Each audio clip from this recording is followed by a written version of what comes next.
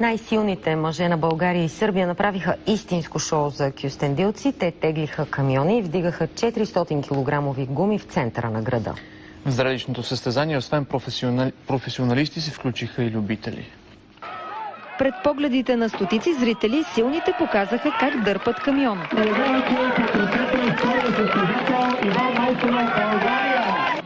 Всеобщ любимец стана Слави Славов от Пазарджик, който в минутите, когато не се състезаваше, насърчаваше конкурентите си. Ние в момента сме се събрали, за да покажем на младите хора какво значи да е силен мъж. Силен мъж не означава само да си голям, да си здрав. Силен мъж означава да си силен духовно, силен физически и да помагаш на всички. Дори за трениралите с години спортисти да обърнат многократно 420 кг гума или да вдигнат с двете си ръце 100 кг камъни е предизвикателство.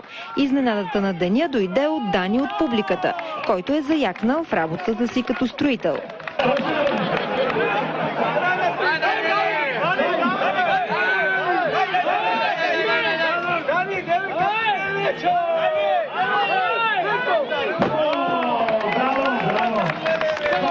Ти почти ги надмина. Не, чак. Тренираш ли? Не, въобще не тренирам. Чут съм се здрави за това. С инициативата спортистите дадоха стимул най-вече на младите да загърбят нездравословния начин на живот. За мен алкохол, цигари, наркотици, това са чужди неща и то се проличава.